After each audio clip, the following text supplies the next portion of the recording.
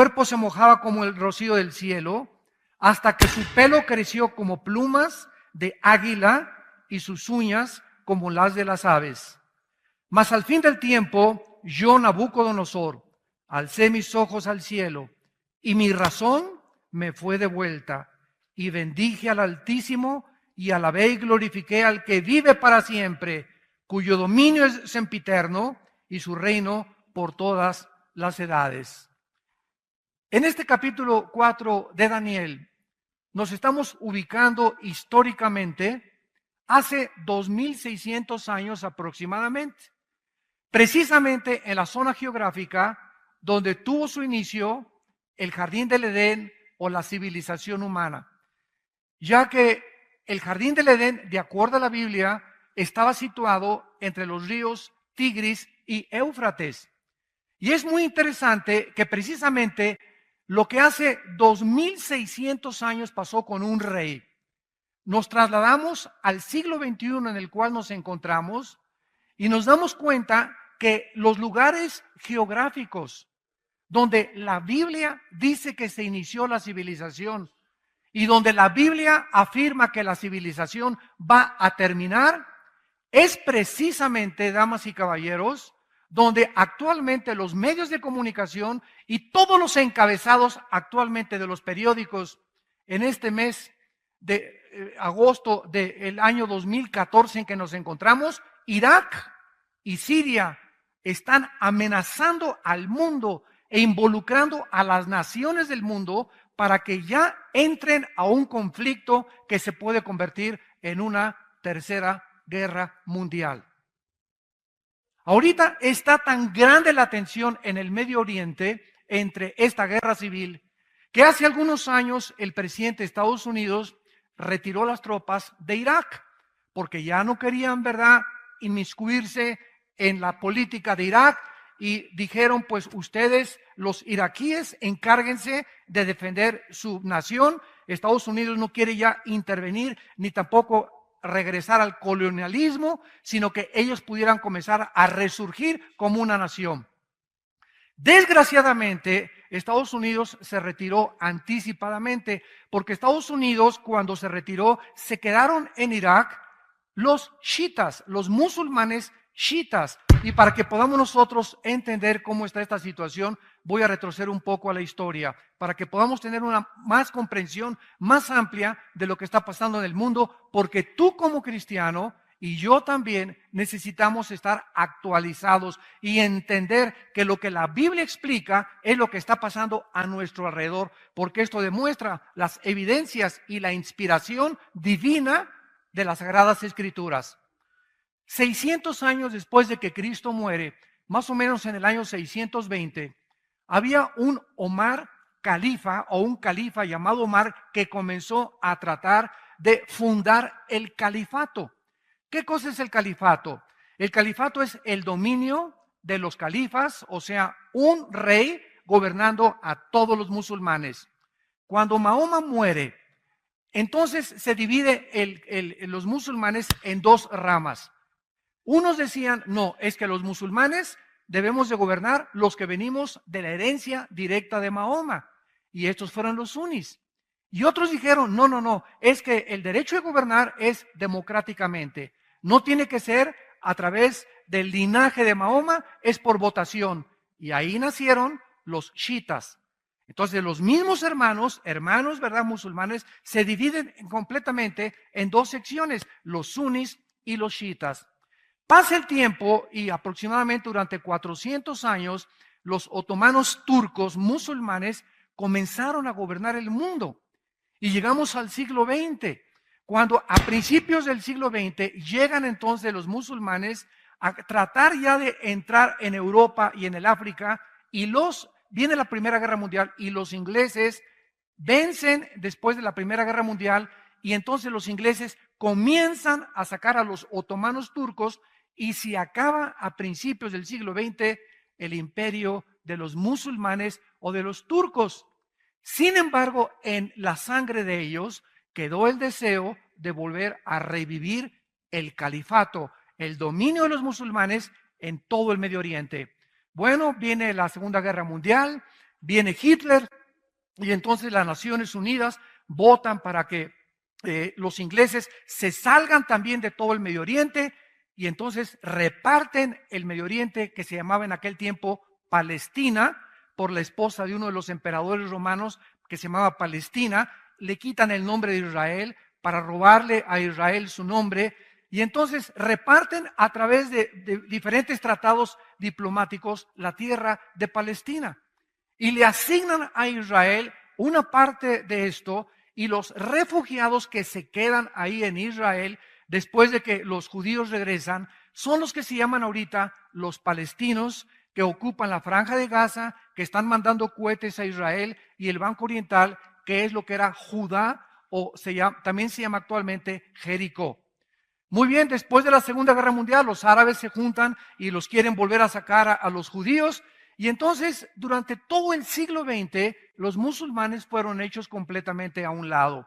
Sin embargo, a partir del año 2004, 2005, más o menos, comienza un conflicto en el Medio Oriente que se llamó la Primavera del Medio Oriente o la Primavera Árabe, donde surge un grupo por primera vez en el Medio Oriente, en Egipto, que es el país donde más musulmanes tiene y que se llama la Hermandad Musulmana. Este grupo de la Hermandad Musulmana comenzaron a tratar de derrocar al presidente egipcio, lo cual lo lograron, y establecerse ellos para establecer el califato. No les funcionó porque volvieron otra vez a derrocar a ese presidente y entonces surge la guerra civil de Siria. Ahí en Siria los rebeldes quieren derrocar a Bashar Assad, sacarlo totalmente del presidente de Siria, porque el califato de los musulmanes no quieren ya monarcas ni reyes en el Medio Oriente. Ahorita están amenazando a los sauditas, Arabia Saudita, para sacar al rey. Están amenazando al rey Hussein de Jordania. Quieren completamente ellos gobernar todo el Medio Oriente. Estoy hablando de Siria, Irak, Irán, Jordania y el Líbano para controlar el petróleo. El que controla el petróleo, damas y caballeros santos de Dios, la persona que controla el Medio Oriente, controla el mundo. Y esta es la razón por la cual los Estados Unidos de Norteamérica trataron de apoyar a Israel desde 1948, porque es el único aliado que tiene el Occidente. Todos los demás alrededor están tratando de entrar a apoderarse del petróleo y todo el mundo, ¿verdad? Rusia, Estados Unidos, Europa, todo el mundo, porque quieren controlar el mundo, tal como la Biblia lo profetizó. El rey Nabucodonosor, hace 2600 años aproximadamente, quería hacer lo mismo, quería engrandecer completamente su imperio, dominar el mundo, y esto ha surgido en la naturaleza autodestructiva de todos los seres humanos, conquistar a los demás. La Biblia le llama a esto soberbia. Y el tema de esta mañana es la locura de la soberbia en el libro de Daniel. El rey Nabucodonosor fue el rey más famoso que ha tenido Babilonia, lo que es actualmente la nación de Irak. En Irak estaba el jardín del Edén. En Irak Dios puso a la primer pareja humana, Adán y Eva. En Irak el primer asesinato se llevó a cabo. Qué interesante, ¿no? El primer derramamiento de sangre cuando Caín asesina a su hermano Abel se llevó en la tierra de Irak. En Irak fue la primera rebelión mundial masiva contra Dios. Génesis capítulo 11, la Torre de Babel. En Irak es donde se han llevado los mayores conflictos. Y de acuerdo a la Biblia, qué interesante que cuando acaba la Biblia, Irak otra vez se convierte en el libro del Apocalipsis. Veamos rápidamente en el libro de Apocalipsis, a los que les interese, en el capítulo 9. Tanto al principio de la Biblia como al final de la Biblia, Irak es, después de Jerusalén, el lugar geográfico que más se menciona en la Biblia. En la Biblia aparece con el nombre de Babilonia, o la tierra de Sinar, o la tierra de los caldeos. Dice en Apocalipsis capítulo 9, versículo 11, y tienen por rey al ángel del abismo, cuyo nombre en hebreo es Abadón y en griego Apolión. El primer ay pasó, vienen 2 ayes después de esto. El sexto ángel, esto sucede en la sexta trompeta del Apocalipsis. Oyó una voz entre los 4 cuernos del altar de oro que están delante de Dios, diciendo al ángel que tenía la trompeta: desata a los 4 ángeles que están atados junto al río Lerma. ¿Eso dice? Junto al río Nilo, junto al río Támesis. La Biblia es absolutamente específica. La Biblia nos muestra que junto al río Éufrates, donde comenzó la humanidad, donde se llevó el primer pecado, donde estuvo la primer pareja, donde Satanás ya había ocupado antes de Adán el huerto del Edén en el mundo preadámico, donde los ángeles caídos estuvieron ahí tratando de mezclarse y pervertir la genética humana en Génesis capítulo 6. En este mismo lugar geográfico aparece otra vez Irak al terminar la Biblia, y entonces el Espíritu Santo nos corre las cortinas y nos muestra que en Irak se encuentra, porque el río Éufrates está precisamente en Irak. No podemos perder de vista esto. Es inequívocamente, ¿verdad?, absolutamente cierto de que estamos hablando del terreno de Irak. En Irak se encuentran los 4 ángeles caídos, más crueles y más sanguinarios de los que se rebelaron junto con Satanás.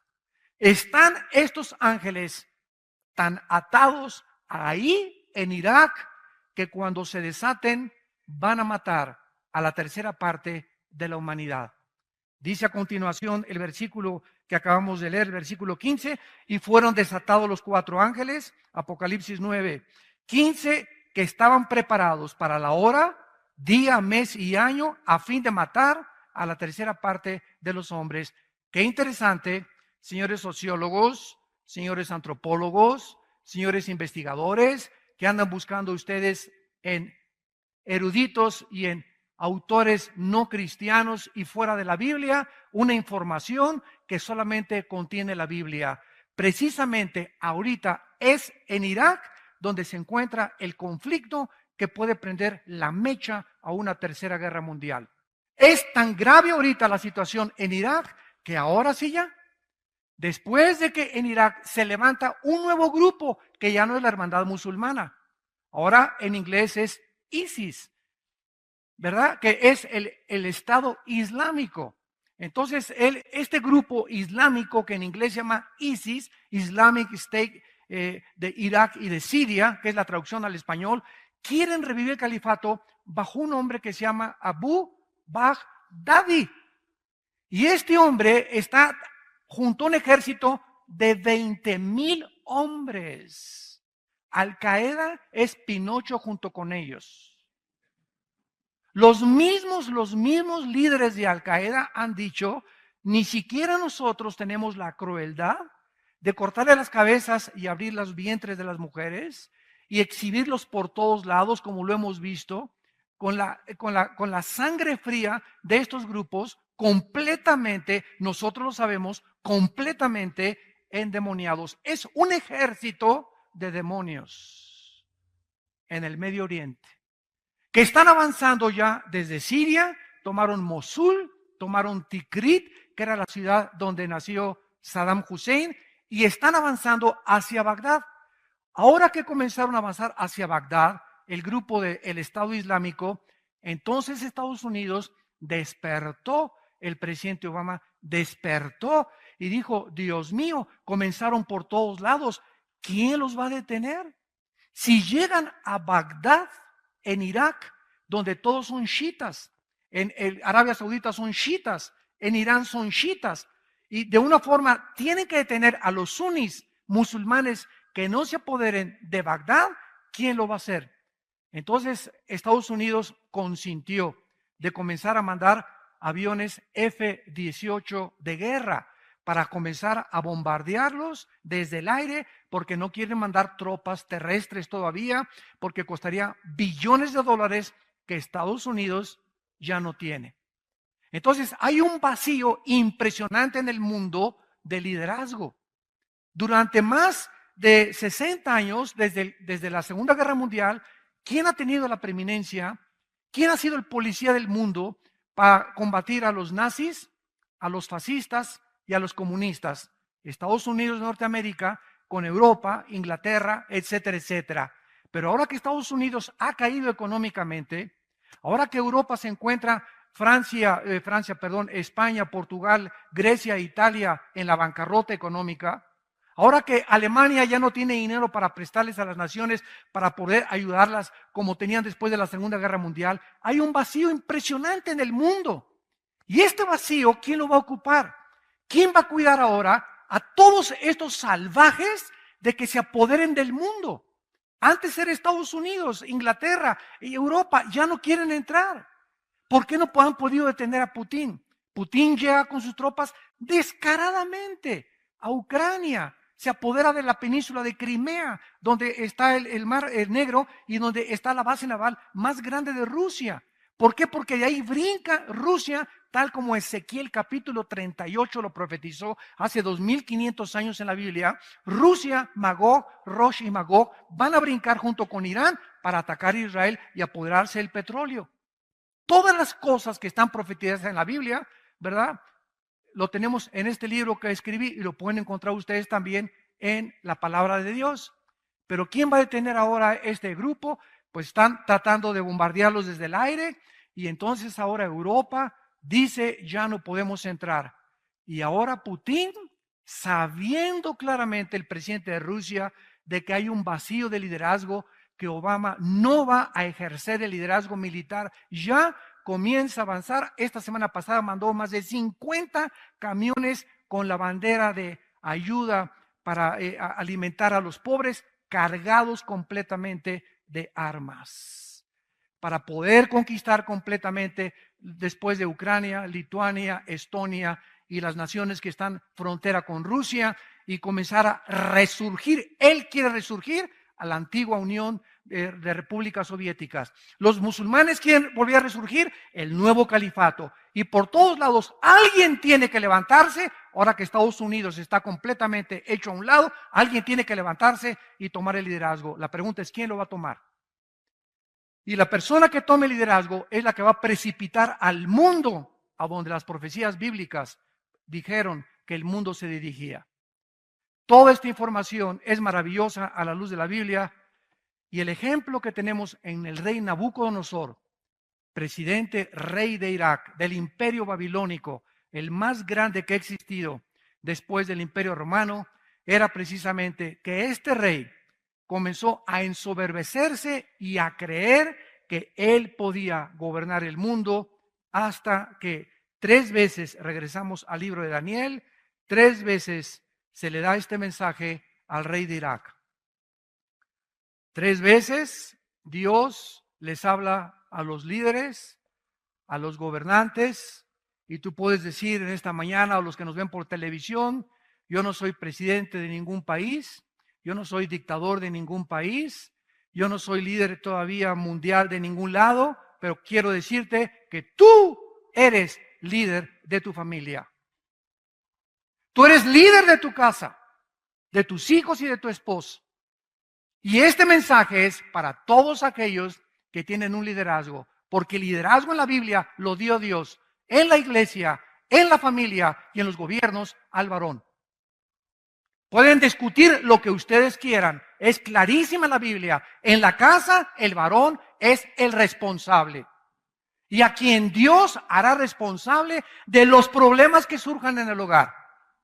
Y si hay un divorcio, a menos que sea por adulterio y que tu mujer se fue con Juan Charrasqueado, ¿verdad? Entonces es muy diferente. Pero fuera de eso, nosotros somos los que tenemos que poner el liderazgo en la casa. Responsables económicamente de la casa, moralmente de la casa, y de que nuestros hijos caminen bien, que no introduzcan drogas a la casa, que vean nuestros hijos en nosotros el ejemplo. Y así como nosotros somos responsables y algún día vamos a dar cuentas a Dios.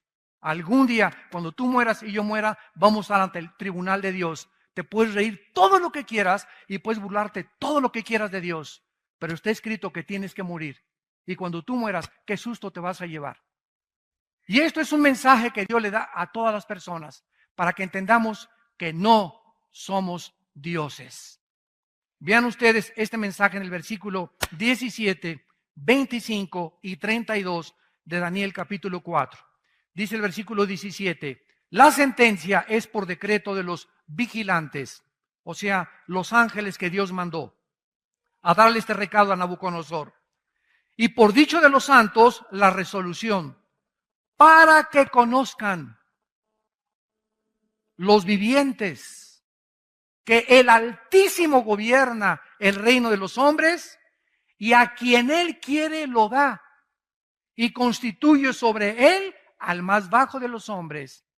Nabucodonosor había tenido un sueño, que era un árbol que crecía inmensamente hasta el cielo y cuyo follaje del árbol era grandísimo y las aves venían y se paraban en las ramas de este árbol. Y abajo venían también los animales y bajo la sombra de este árbol comenzaban a pacer las vacas y todos los animales, los mamíferos y todos los del campo. Y entonces el rey comienza a sufrir y dice, ¿quién me va a interpretar este sueño? Y por variar, ¿verdad? Le habla a los discípulos de Walter Mercado, a los astrólogos y a los magos y a los brujos y a los chamanes. A ver, vengan y díganme ustedes de qué se trata este sueño. Y como ninguno de ellos podía interpretar el sueño, ¿qué significaba ese árbol que había llegado hasta el cielo? ¿Se acuerdan Nabucodonosor de que anteriormente había tenido otro sueño en el capítulo 2, ya lo vimos, de una gran estatua, ¿se acuerdan? Con la cabeza de oro, los brazos y el pecho de plata, el vientre de bronce y las dos piernas de hierro y los dedos de los pies, una mezcla de hierro mezclado con barro, que no vamos a detenernos aquí, está en el capítulo 2, ya lo vimos, que simbolizaban los imperios mundiales gentiles hasta la venida de Jesucristo. Entonces Nabucodonosor se acuerda de Daniel y Daniel llega otra vez a la presencia del rey y le dice, rey, tú eres ese árbol que llegaba hasta el cielo. Y todo el follaje y todo lo que tú tenías son las personas de las naciones junto a Babilonia que se acogieron al poder de tu majestad, de tu honor y de todo lo que Dios te ha dado. Sin embargo, la Biblia nos muestra que cuando Dios le interpreta este sueño a Daniel, Daniel le dice, pero Dios dice que ahora van a cortar este árbol y esto significa que tu reino ha terminado, pero vamos a dejar las raíces, dice la interpretación del sueño, significando que si tú te arrepientes, puedes regresar a gobernar, pero en este lapso vas a perder la razón. Vas a perder la razón. Damas y caballeros, si me pongo a mencionar ahorita algunos líderes del mundo, de las naciones y del pasado, son hombres que a la luz de cualquier punto de vista psicológico estaban completamente enfermos de sus facultades mentales. José Stalin, Adolfo Hitler, Alejandro el Magno, Saddam Hussein, Atila, Muammar Gaddafi y todos estos líderes del pasado y de hace algunos años que nos damos cuenta que ¿qué les sucedió? Se ensoberbecieron. Se ensoberbecieron. ¿Y cómo acabaron estos líderes? Y lo que dice la Biblia, ¿verdad? Dice en el versículo 17, la sentencia es de los vigilantes hasta que conozcan los vivientes que el Altísimo gobierna. Y cuando Daniel le comienza a interpretar todas estas cosas, le dice claramente en el versículo 23, y en cuanto a lo que vio el rey, que un vigilante santo descendía del cielo y decía, corten el árbol, destrúyanlo, mas la cepa de sus raíces dejen en la tierra con atadura de hierro y de bronce en la hierba del campo, y si ha mojado con el rocío y con las bestias del campo, sea su parte, hasta que pasen sobre él 7 tiempos. Esta es la interpretación, mi Señor. Versículo 25, que te echarán de entre los hombres. Con las bestias del campo será tu morada, con hierba del campo te apacentarán, como a los bueyes, con el rocío del cielo serás bañado, y 7 tiempos pasarán sobre ti, hasta que conozcas, por segunda vez se le dice, hasta que conozcas que el Altísimo tiene dominio en el reino de los hombres y que lo da a quien Él quiere. ¿Qué ha sucedido con todos estos dictadores? ¿Cómo murió Hitler? Escondido como un pollo mojado, remojado, en un búnker, y agarra la pistola y se vuela la tapa de los sesos. El mismo hombre que años antes o meses antes había dicho: yo soy el líder del Tercer Reich. Y donde todos los hombres decían: ¡Ja, Hitler! Y donde todos los alemanes, 85 millones de alemanes, creyeron que él era el Salvador, el Mesías que esperaban, que volvería también, después de perder la Primera Guerra Mundial, resurgir Alemania a su antiguo. ¿De qué manera acabó Saddam Hussein? En un hoyo de 2 metros de Hussein con sus reinos en Irak.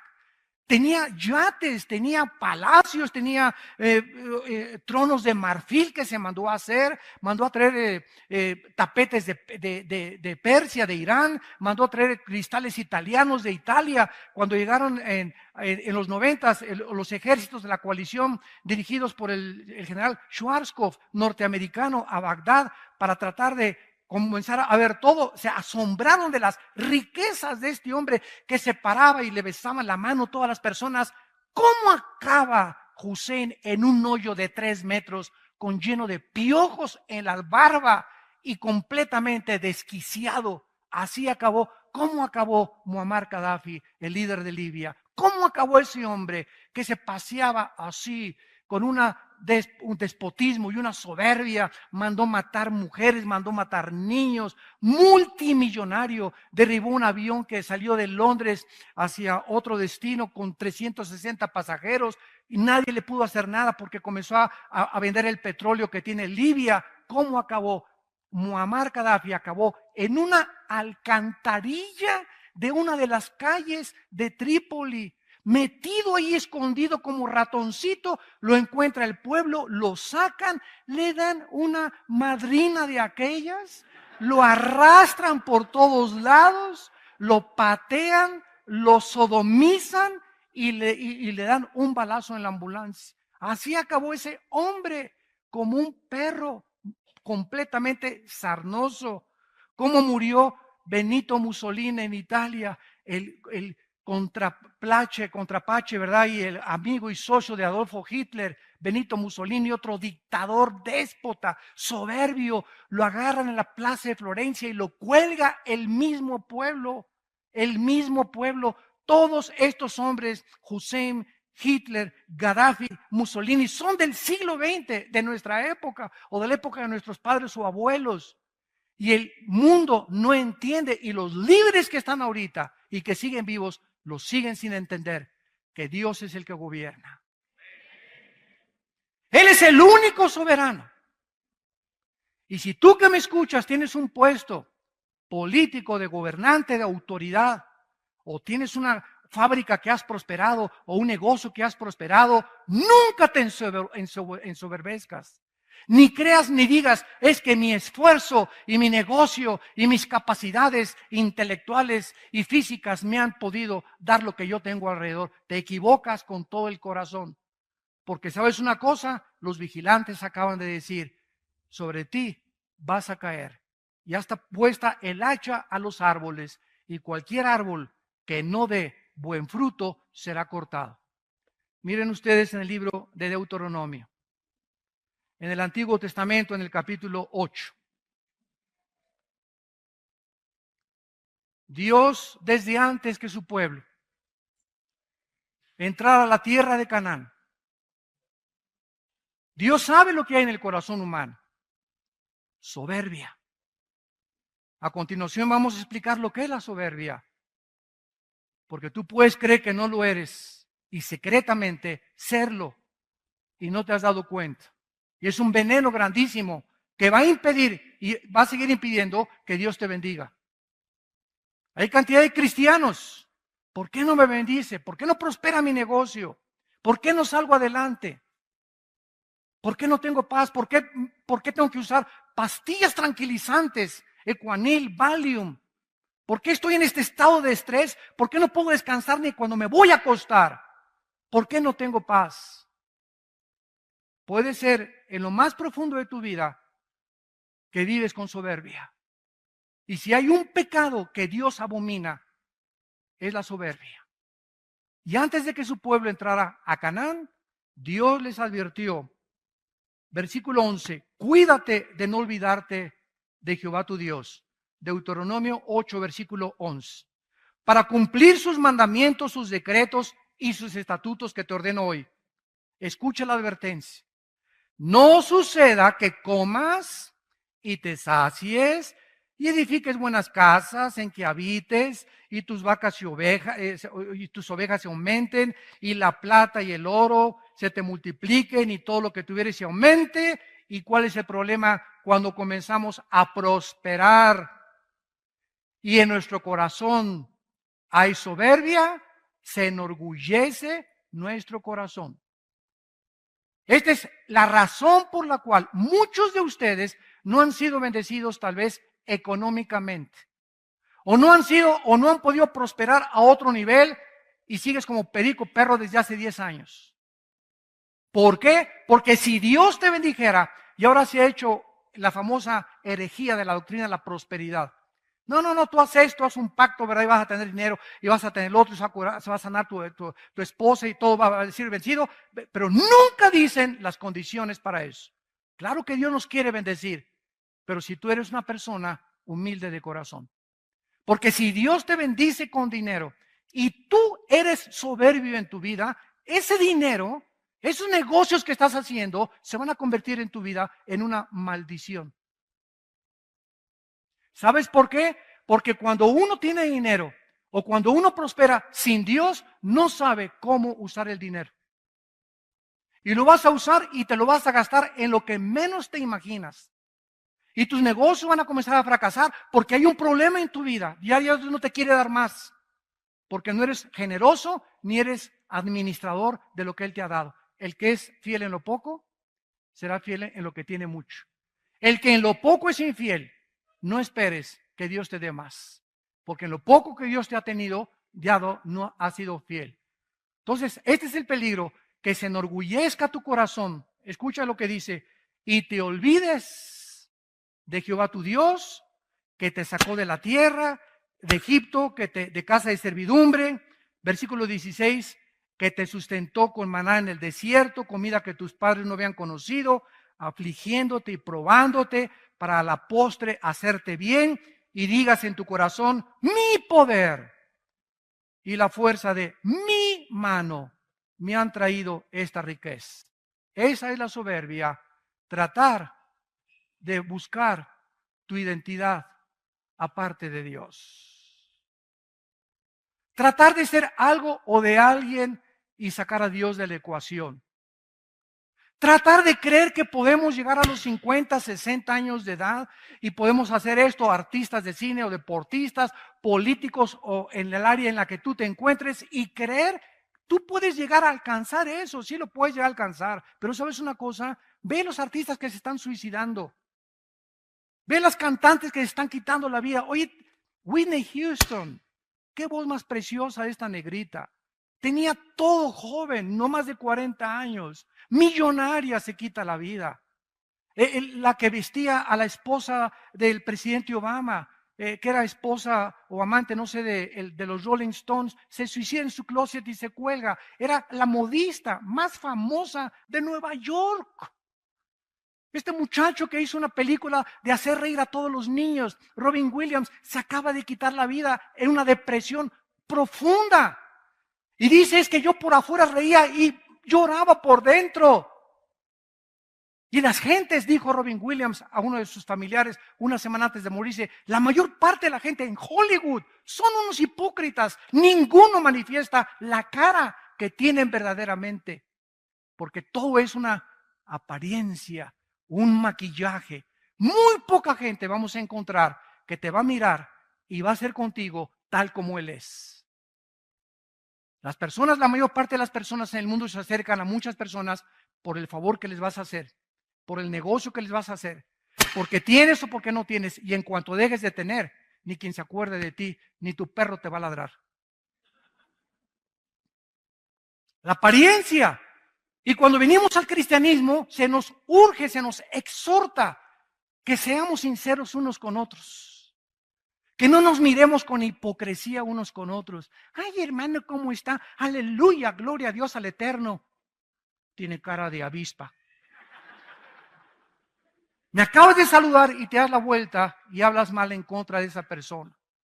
Eso es hipocresía. Y eso lo ve Dios porque Él conoce nuestros pensamientos. Salmo 139. Tú conoces mis pensamientos, Señor. Él sabe lo que pensamos. Y esta es la razón por la cual no hay bendición muchas veces en las vidas de muchas vidas que nosotros tenemos y que conocemos en nuestra familia y alrededor también. Ahora vemos nosotros, en penúltimo lugar, de qué forma este rey perdió la razón. ¿Qué es lo que pasa con todas estas personas soberbias? Mira, la soberbia te hace perder la brújula. ¿Quién es una persona enferma mentalmente de acuerdo a la Asociación de Psiquiatría en California? Hay más de 100 características que mencionan que una persona no es normal. Pero el presidente de esta Asociación de Psiquiatría en California, ¿saben lo que dijo en una reunión? Es que hemos llegado a un punto los psiquiatras y los psicólogos que no sabemos si nosotros estamos más locos que los pacientes. Hemos llegado a un punto donde ¿quién va a tener el parámetro de qué es normal? ¿Qué es normal ya? Para los que se casan hombres con hombres y mujeres con mujeres, para ellos es normal. La sociedad lo acaba aceptando como algo normal. Dice la Biblia que no, que es una locura. Que es insanidad mental completa. Han perdido la brújula y le están llamando a lo malo bueno y a lo bueno malo. Hemos llegado a un punto en la sociedad en la que vemos la televisión y ya es normal ver adulterios en las telenovelas. Ya es normal que las niñas se acuesten antes de acostarse con sus novios. Ya es normal tener un amante, una canita al aire. Ya es normal violar, ¿verdad?, a la sociedad, violar al gobierno, no pagar impuestos, etcétera, etcétera. Y ya es normal, y no es normal, pero nosotros le llamamos normal. Y esto es un síntoma de que algo está mal con el ser humano. No hay ninguna religión que te diga cuál es el problema humano más que la Biblia. El pecado. Todas las religiones enseñan algo, es verdad. Cuando alguien me dijo, el cristianismo es Cristo enseñando algo, les dije, no es cierto. Todos los líderes religiosos enseñan algo, pero ninguno te rescata. Y el cristianismo es diferente a todas las religiones en que el fundador del cristianismo no solamente fue un gran maestro de moral, sino que él vino a dar su vida y pagar por nuestros pecados. Gloria a su nombre.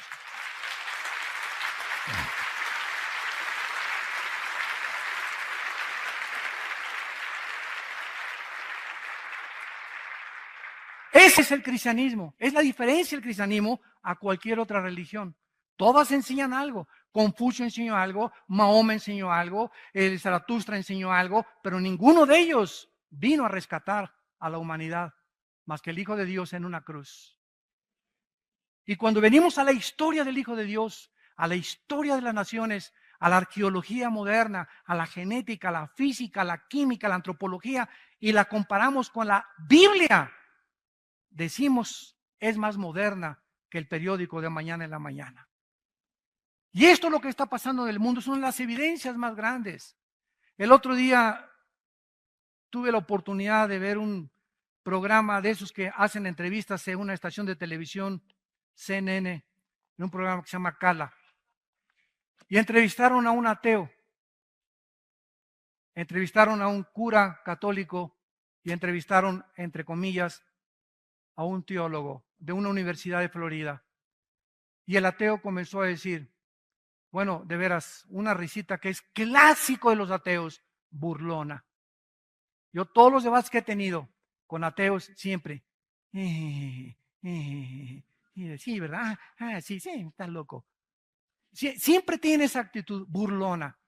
Es una soberbia impresionante que los caracteriza, que creen que ya para ser ateo tienes que ser omnisciente, tienes que haber conocido ya todo absolutamente y concluir, en todo lo que sé y en todo lo que he investigado, concluyo, no existe Dios. No conoce ni dónde está Zapopan. Y el ateo dice, es que el Dios del Antiguo Testamento era un dictador. Mandó matar a las personas. Y es una contradicción, atacando desde siempre. El ataque no es contra los musulmanes, ni contra los budistas, ni contra, es siempre los ataques siempre serán contra el cristianismo y contra la persona de Cristo. Nunca atacan a Buda, nunca atacan a Zoroastro, nunca atacan a Confucio, siempre es Cristo, la cruz o el cristianismo. Qué interesante, ¿verdad? No es coincidencia. Y dice, el Dios del Antiguo Testamento es un Dios soberbio, es un Dios déspota que manda matar a los cananitas. Y en el Nuevo Testamento aparece otro Dios que se llama Cristo, que es el Dios de amor. ¿Qué contradicción dice? ¿Cómo me pueden explicar eso? Y el teólogo se acerca con él y le hace su sobadita y le dice, no, pues sí es cierto, ahora yo estoy de acuerdo que el Dios del Nuevo Testamento es Dios de amor, el del Antiguo Testamento es un dictador. El que mejor respuesta tuvo fue el curita de Nueva York. Por lo menos dijo cosas coherentes, me sorprendió. Reflejaba bastante paz el hombre y contestó claramente, ¿verdad? Claro que Dios es amor, pero Dios es un Dios también en el que en su carácter tiene que castigar la maldad. Si la maldad no fuera castigada, ¿qué sucedería? ¿Qué pasaría si no hubieran detenido a Hitler, a los nazis? ¿Qué hubiera pasado si no detienen a Mussolini en el fascismo en Italia? ¿Qué hubiera pasado si no se detiene a la Unión de Repúblicas Socialistas y expande el comunismo en toda Europa? ¿Qué hubiera sucedido? Estaríamos completamente a merced, estaríamos encarcelados a merced de dictadores. Y se tiene que usar la fuerza, señores, y la violencia y el ejército y los balazos y los macanazos, desgraciadamente, contra la violencia del ser humano y el pecado del ser humano. No hay otra forma de detener la maldad. Imagínate que te pasaras el alto y el policía te dijera, peace and love.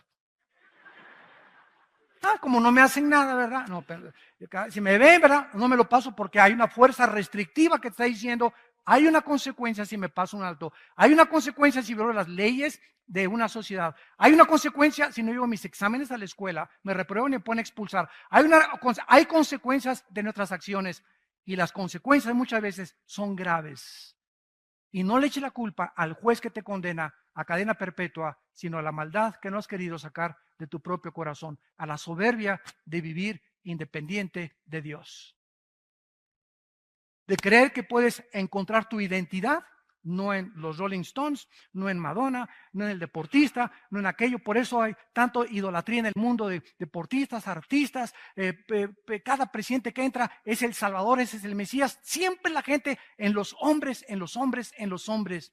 Y ningún hombre es perfecto para poder cambiar nuestro corazón.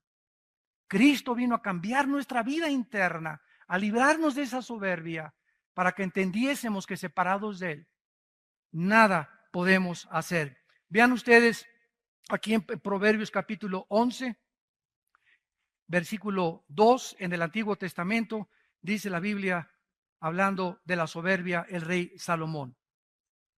Proverbios capítulo 11, versículo 2. Cuando viene la soberbia, viene también la deshonra, mas con los humildes está la sabiduría.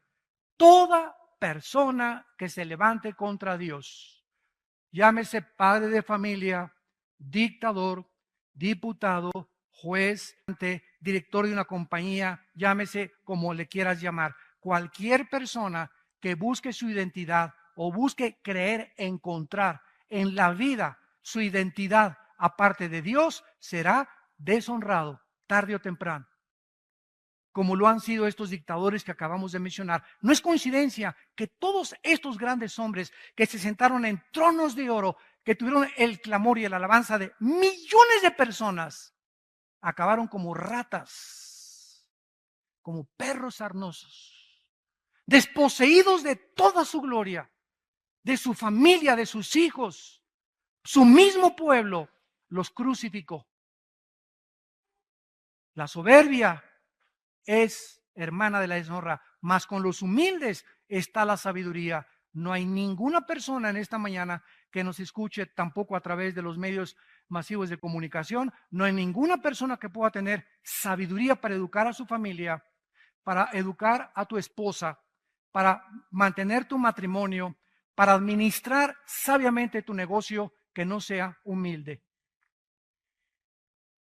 Porque es la humildad la característica imprescindible para poder administrar, gobernar una nación, gobernar mi casa, gobernar la escuela, mi negocio, todo mi dinero, mis cuentas del banco. Necesito sabiduría. Y esta sabiduría Dios la da solamente a los humildes, a los que han reconocido que el Altísimo gobierna, que cada mañana que me levanto, tengo que estar de rodillas ahí junto a mi cama, diciéndole: Padre Santo, tú eres el único que este día me vas a sostener. Yo, separado de ti, no puedo hacer nada, no soy nadie absolutamente sin ti, Señor. Ayúdame con mi esposa, ayúdame con mis hijos, dame sabiduría para administrar este dinero, dame sabiduría para este negocio, dame sabiduría. Me levanto en la mañana, me lleno de la palabra de Dios, tengo comunión con Dios y comienzo a enfrentar la vida con esa sabiduría que solo el Espíritu Santo puede dar. Y esa sabiduría, escuchen, siempre va acompañada de paz interior. Nos sentimos tranquilos. Llegamos en la noche a la casa y me acuesto tranquilo. Y no estoy como Pepita en comal. Y me despierto a las 11 y eso, y pienso, ¿y qué haré mañana? Y a la 1 de la mañana, y prendo un cigarro a la 1 de la mañana, o se echa un mezcal a las 2 de la mañana, o unas pastillas tranquilizantes, y te levantas como león enjaulado. Ya tus hijos no tienen comunión contigo, no tienes tiempo para nada, te vas de vacaciones y el domingo que es para descansar, llegas a tu casa y a seguir trabajando, porque eres un hombre trabajador. Eres tonto. Eso no es sabiduría. Dios quiere que disfrutes tus hijos, tu familia, el tiempo, Chapultepec, los árboles, el caballo, el rancho. No pienses en nada. Juega con tu perro Fido, juega con tus hijos, carga a tus nietos. Dios quiere que disfrutes la vida, que goces la vida. Una sola vida vivimos nada más. ¿Crees que vale la pena vivirla miserablemente como hasta este momento muchos la han vivido por la soberbia de su corazón? Dice Proverbios 16, versículo 18. Antes del quebrantamiento es la soberbia, y antes de la caída, la altivez del espíritu. Tarde o temprano, todos los soberbios serán quebrantados. ¿Por qué fueron quebrantados? Porque antes de que Dios mete la hacha al árbol, el árbol se infló como un pavo real. Y estabas así como guajolote. Como guajolote, ¿verdad? Te creías el rey, papucho de papuchos. Yo aquí, ¿verdad? Y guapo o bella, esto y el otro. Manejabas tu carro así, no volteabas. Al que te limpia los vidrios, quítate, chamaco feo, mugroso, no pares. Espérame tantito, ¿verdad? ¿Cuánta soberbia hay en el corazón? Ese pobre muchacho que te está limpiando los vidrios o que te da grasa en los zapatos, no tuvo la oportunidad que tú tuviste para ir a la universidad. No tuvo los padres ni los abuelos que tú tuviste para haber heredado lo que tú tuviste.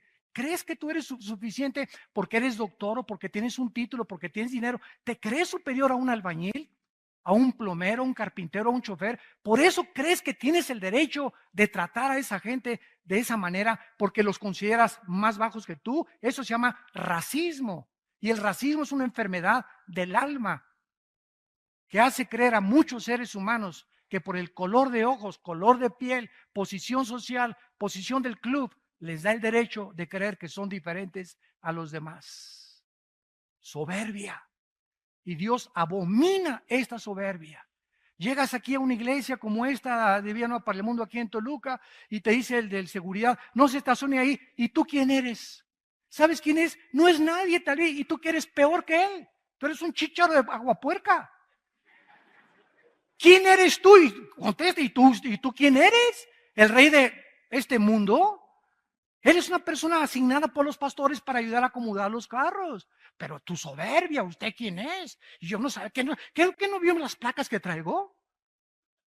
Uno sabe quién soy yo, que vengo de traje y todo. Quítese. Así nos han reportado muchas veces que muchas personas llegan así, que les dicen a los edecanes también, quítese. O te dicen, no se sienten ahí, yo me siento donde me da la gana. Soberbia.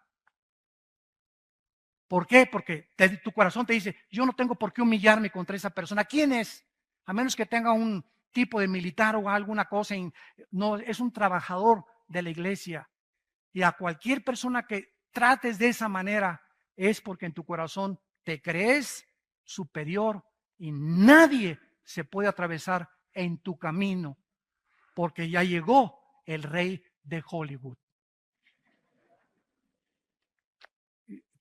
Y finalmente leemos nosotros en Mateo capítulo 23, el Señor Jesucristo, versículo 12, hablando acerca de este pecado tan grande que tuvo Nabucodonosor, que le hizo perder la razón. Y Nabucodonosor descendió. ¿A qué nivel descendió Nabucodonosor? De los animales. ¿Cuál es el nivel de los animales? Mira, los animales matan por sobrevivir. La jungla la naturaleza está llena de violencia. Ve esa serie en la televisión, Animal Planet, en lugar de las telenovelas.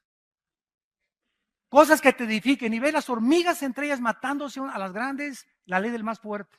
El tiburón comienza a los chiquitos, los leones, ¿verdad?, sobre las cebrillas indefensas. Es una violencia en la naturaleza, pero toda esa violencia que ves, ninguno de ellos, ni las hormigas, ni los leones, ni los cocodrilos, ni los tiburones, a ninguno de ellos va a juzgar Dios. Todos ellos no son culpables de esa violencia. De acuerdo a la Biblia, esa violencia que nos rodea en el mundo animal, en el mundo de los insectos, el ébola, esos virus que atacan el cáncer, que es un cáncer, son células que atacan a las demás, violencia internamente, violencia en el mundo microscópico, violencia en el mundo macroscópico, cometas que se salen de su trayectoria, todo eso que vemos fuera de lo normal, tiene una causa, de acuerdo a la Biblia, el pecado humano. Cuando Dios creó al hombre a su imagen y semejanza, Dios asoció la moral del ser humano con lo que pasa alrededor. En el momento en que Adán y Eva se rebelan contra Dios, las flores comienzan a tener espinas, los alacranes veneno, las víboras veneno, los leones se convierten feroces y todo esto se cambiará cuando Cristo regrese en el milenio. Entonces, qué interesante, ¿verdad? Que mientras más pecado, más fuerza la naturaleza se venga de nosotros. Vean, hace 15 años, tornados, terremotos, huracanes como jamás hemos visto, las cosas que están pasando. Ahorita está a punto de explotar en Islandia un volcán también. Todo lo que está pasando, ¿dónde está Dios? ¿Dónde está Dios? Dios está en tu corazón si tú quieres tenerlo.